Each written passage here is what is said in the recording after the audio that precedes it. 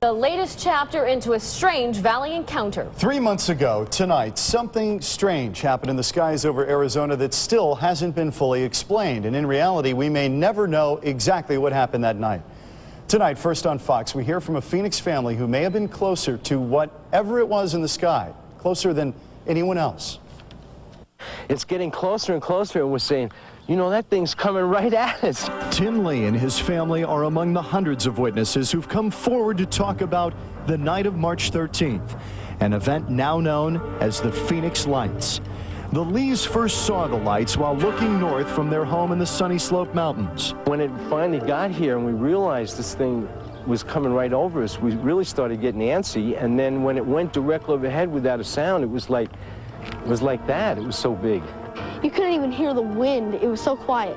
It was just, it just didn't even do anything. It just came through. These images of what they saw are made on a computer. They're a combination of digital photos of the landscape taken by Lee and computer drawings of the objects his family saw in the sky.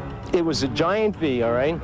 And the right side of the V went over us. The left side was like a couple blocks over it. You just didn't know what to do. You know, it was just like, my God, how big is this thing? It didn't seem threatening because when it was right overhead and we couldn't hear a sound, it was like you're just awestruck. Jim Delatoso has been researching UFOs for 20 years.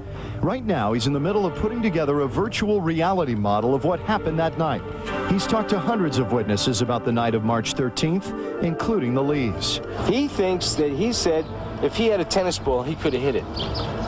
He could have thrown a tennis ball at it. It was that close. It was very close. He just could have nailed it. I consider Tim Lee and his family to be very reliable and very important in the data that they've given us because they were so close that they could look up and, as they said, almost touch it. The last light went right over my wife and I, and there was no light on the ground. But I could see up inside that it was almost like a recess, and it had fluorescent like light inside, like a gas light of some kind. You could see right through the middle of it, but it was like looking through two-way glass, like through a mirage that you see on the highway or something, or just when it's real hot. Right there you can see through, but there was no light coming back or anything like that. It was just really weird. This is the first time in the series of reports of that night that someone said that they looked up and saw a structured object. As it went over, it went straight like through this V right there, over that guy's house.